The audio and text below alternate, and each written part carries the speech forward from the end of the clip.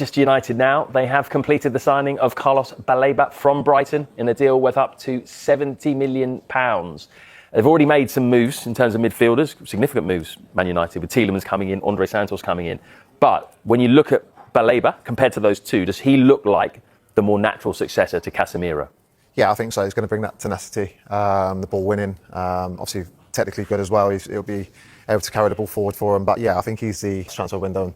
Tony Bloom always gets very good money for his players. But I think it's a fantastic buy for Manchester United. Yeah. I think he really takes that midfield forward with his kind of tenacity again and aggression. So I think he'll complement Tielemans and Santos well.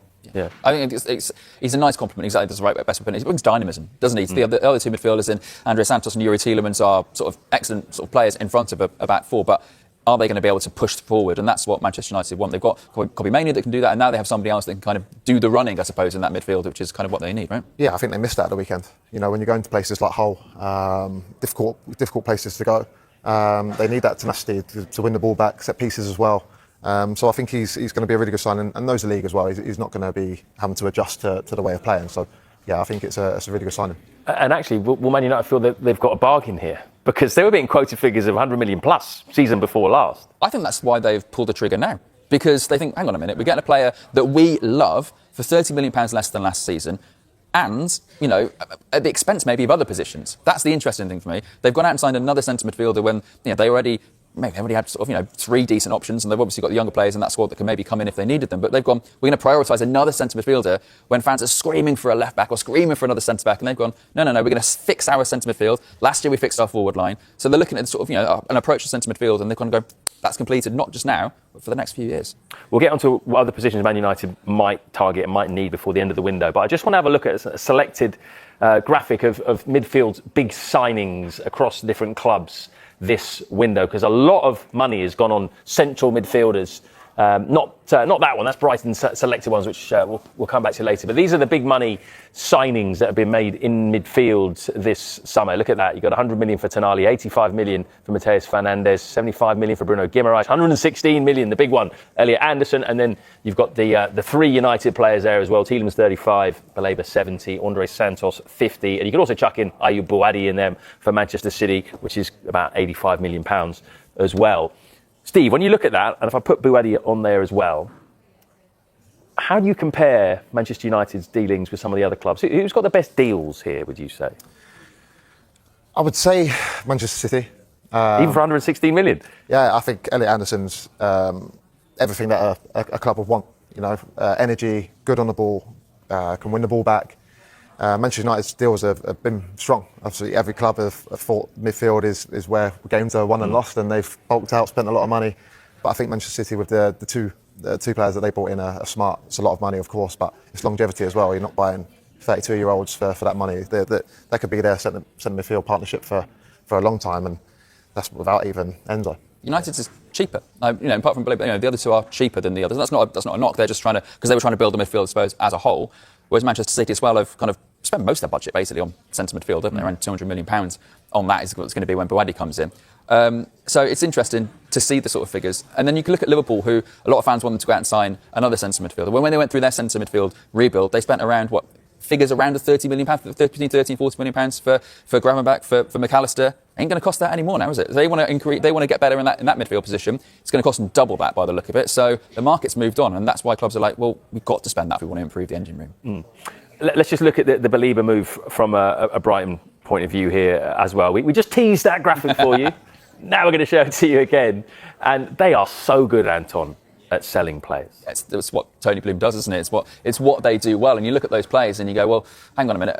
How many of those? Moises Caicedo's he's doing well at Chelsea, but £115 million. Carlos Baleba, we don't know how it's going to go. João Pedro for 60 million now looks like a bit of a bargain in a way, doesn't it? Alex McAllister for up to 55 million was, good business. So it's interesting to see these players have sort of had good success at other clubs as well. So I don't think you can look at any of those really and go, any clubs really overpaid for them, because Liverpool won the Premier League with McAllister, and Van Hecker's come in and, started for Tottenham, and Cucurella's obviously done so well with Spain and Chelsea, and they've flipped him to Madrid now. So it's not as though clubs are overpaying for the Brighton talent. It's just Brighton just get them, develop them, and then flip them. It's an amazing model. It really is. Yeah, it is. And it's every club's dream. Every club wants to do that. But also maintain the success. What they do is they maintain. the Premier League. It sounds like last season, your 7 games last season gives you a lot of reassurance and a lot of confidence that when Saturday happened, obviously a terrible result, but it feels like you've got a lot of confidence from last season that you can move on from that. Yes, I think, and I said to the players, we last season in a worse situation. Anyway, we show character, we show balls, we show pride, we show the qualities of the players, and I think now we have to stay calm and to analyze better the situation, not too emotional reaction. It's not good now. Now we have to be intelligent, no? Okay, we'll go Rob and then finish with James, please. Why has Salvio changed his name? I don't know. I don't know. Did you know he was changing his name? Sapevi che aveva cambiato nome, Savio? Listen, I lost 3-0 the first game in Premier League. Do you think for me it's a problem if Savinho or if Enrico becomes Savinho, it's a problem. But if Savinho stay Savio, nothing changed for me. From the outside, it feels like a fresh start, a new start. Would you agree? Da fuori sembra qualcosa di nuovo, no? Qui che sta succedendo. Sei d'accordo? I think so. Now is not the best week to speak after the defeat, but I'm excited to stay here and to be the Tottenham coach. I'm looking forward to close the transfer market without problems, without injuries. I want to fight with the players when I have to send them, some of them on the stand. My fault, my responsibility, no problem. And I would like, looking forward to play well with the squad I sognato in passato, I dreamt in the last 2-3 months. Just finally from me, you've been back. Clear? Yes. Oh. The owners are back to you. They've given you the money. There's Mamouche potentially, we'll see, but there's money there they're spending. It's your team now, isn't it? It's your team now, Roberto. Ci sono soldi da spendere probabilmente. No, I don't know. I don't know. You have to speak with Johanna. I don't decide the players. You have to speak with the board. And it's not correct speaking about other players of other clubs. Finish with James, please. Roberto, hi. On Savio, you mentioned that some of the top wingers in the world score 10 goals, 15 goals a season. Savio has played 52 Premier League games. Admittedly, a lot of those were substitute appearances, but has only scored 2 goals so far. What attributes, what qualities do you see in him that convince you that he can elevate his production? Listen, I'm working football from a long time.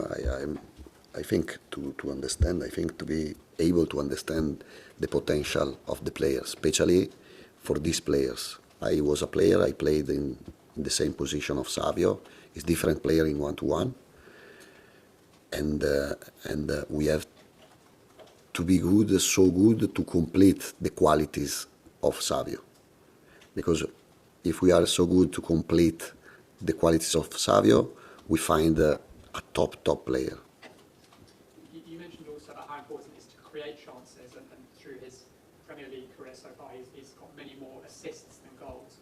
What do you like about him as a creative threat? What particular situations do you think he can be dangerous in as a creator? Nel suo career in Premier League parla che più un assist man. Qual è la caratteristica più creativa che lui può creare dei problemi alle squadre avversarie? By 1-to-1 in open space or in small space, nothing change. I think his job is to make assistant, but also to score. We need goals. We need to increase quickly the numbers of the goals. A lot of the players that have come in this summer, the Hecker, Senesi, Robertson, Tonali, the players who were very regular